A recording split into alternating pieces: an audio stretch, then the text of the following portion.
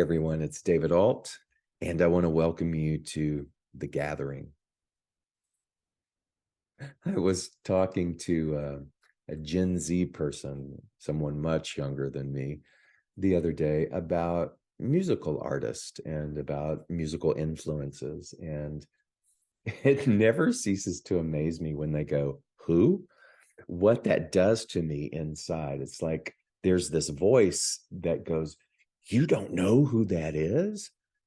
And yet when I sit back and I reflect on that, I go, wow, it's just yet another example of the passage of time, about the temporal nature of being human, and that we're only here in a little blip, and then we continue on this journey. And so I find that that internal voice is associated with a shared fear of impermanence, a shared fear in the illusion that this is far more important. This body, this identity is far more important than it really is. By that, I mean the clinging to it, the trying to preserve it. So imagine trying to preserve the leaves on a tree that inevitably fall. There is a season to that. There would be sort of insanity to try to glue them on. And yet it's kind of what we do. We try to glue on our identity. We try to preserve it and keep it. We try to halt the aging process. And so we feel sad.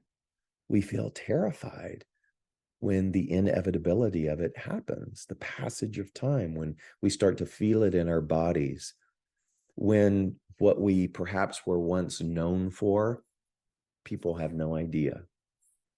And there's something incredible about that.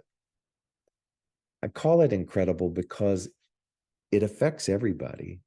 So it's baked in to the shared experience.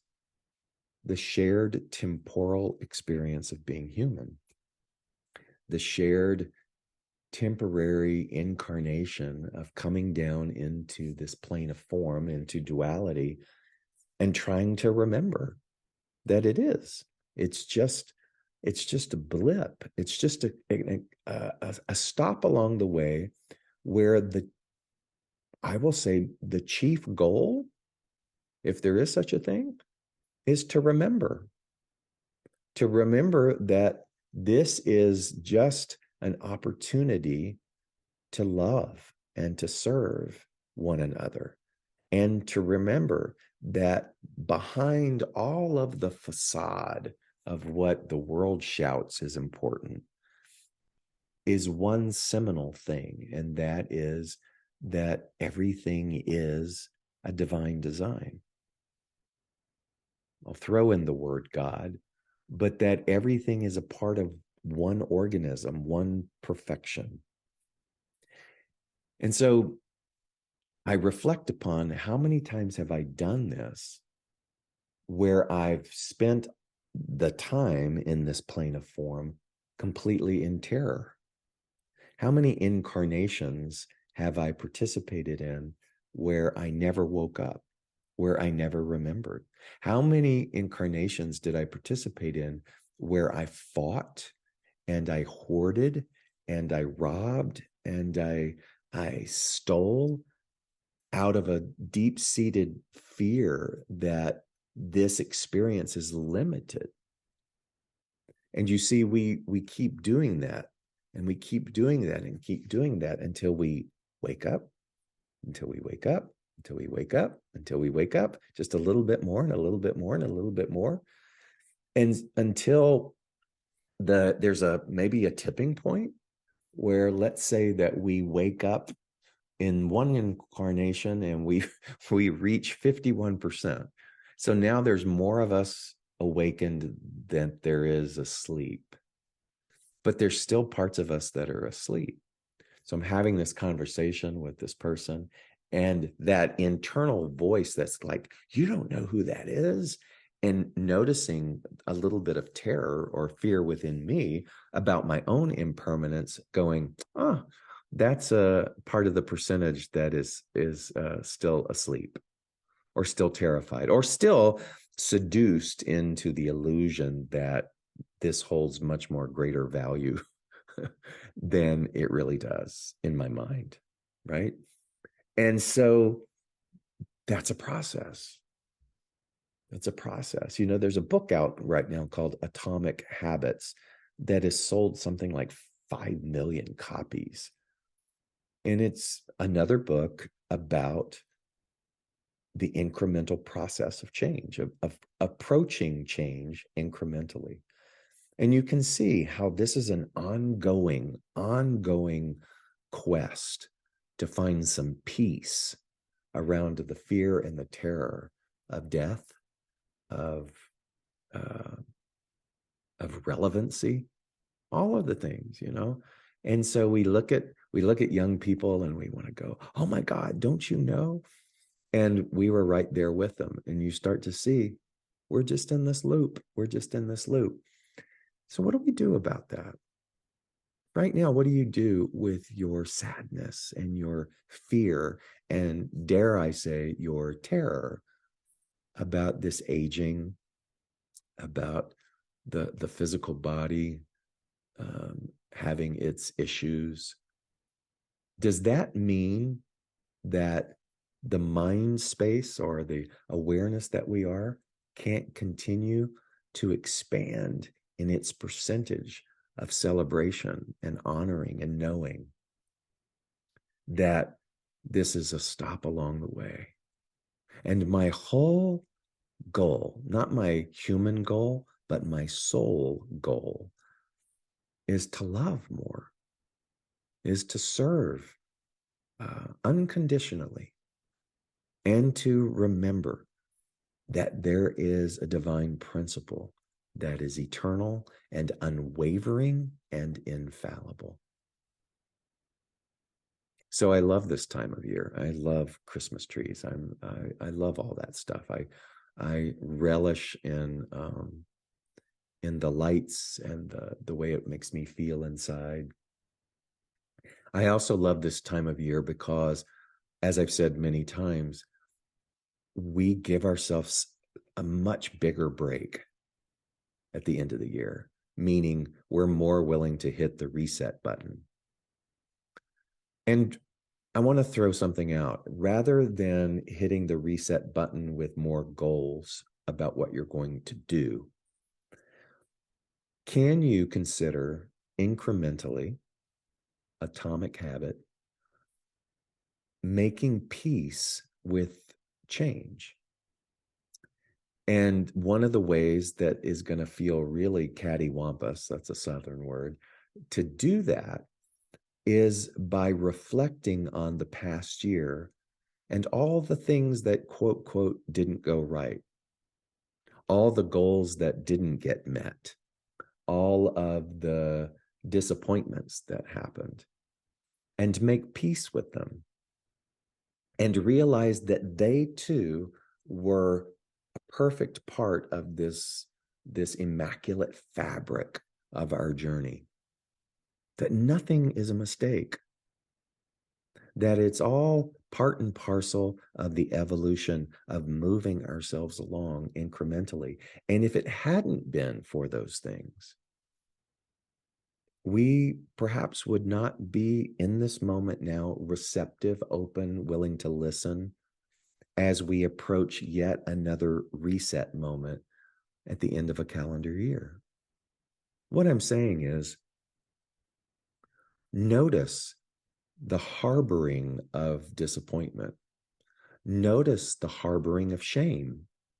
Notice the harboring of wishing that things had been different. Notice the harboring of closing people out of your heart.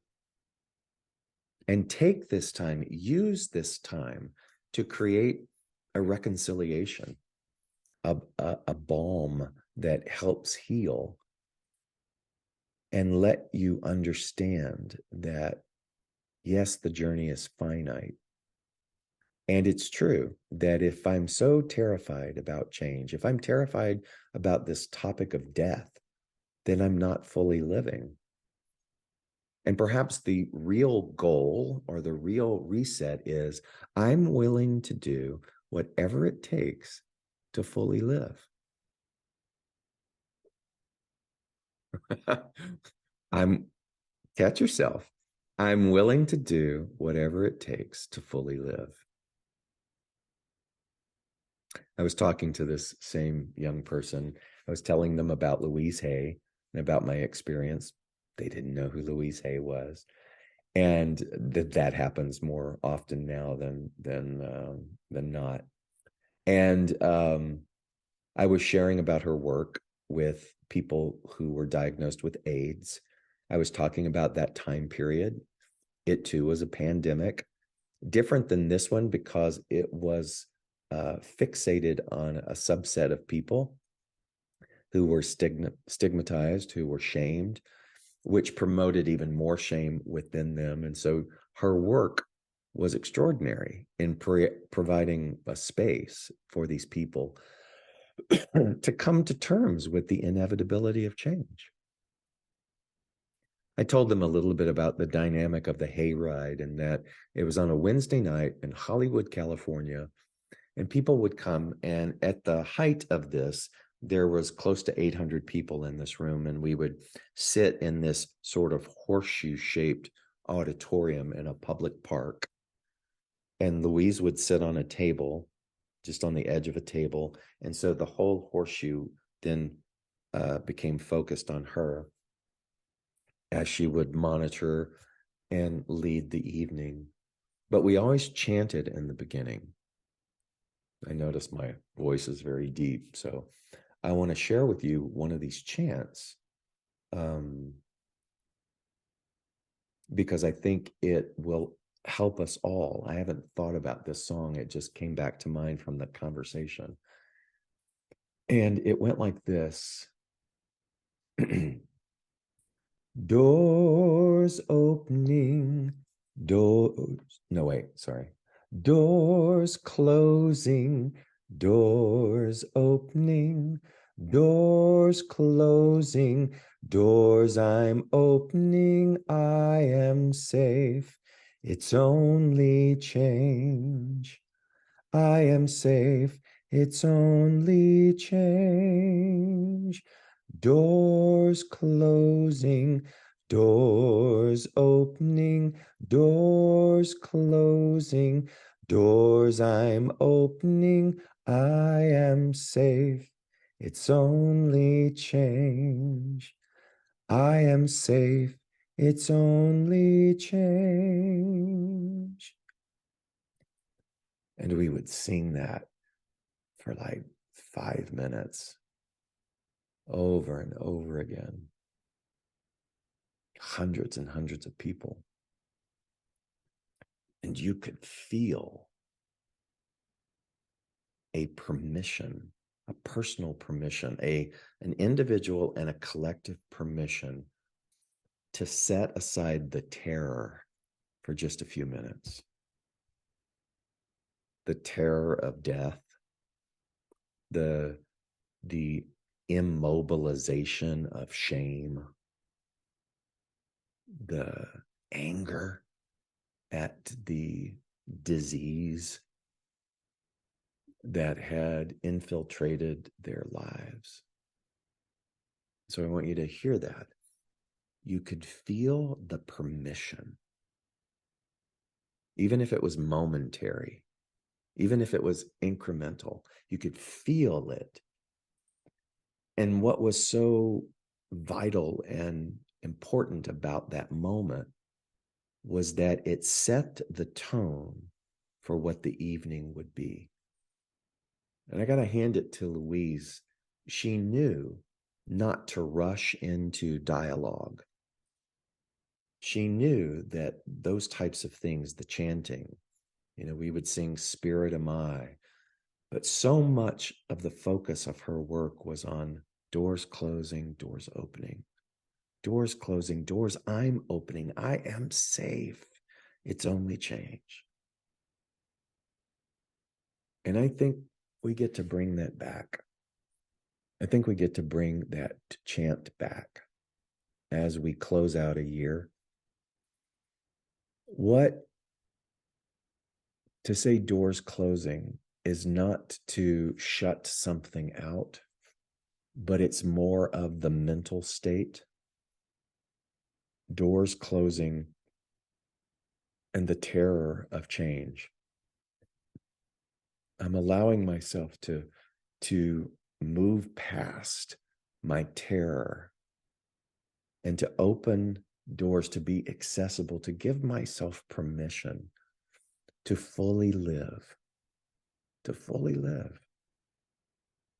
And that is my singular goal for this coming year.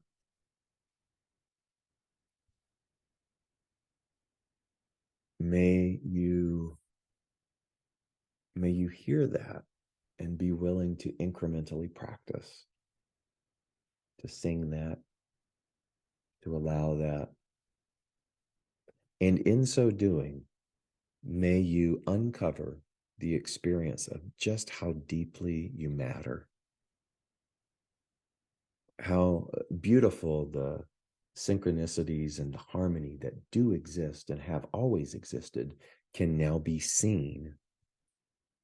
And those gentle reminders that you are not alone. I love you. May you continue to have a renewed holiday in a way that transcends all other holidays. May you allow the burdens and the wounds of anything that is associated with this time be given permission to be resolved, so that new doors of experience and new joys can take place. God bless. Much, much love.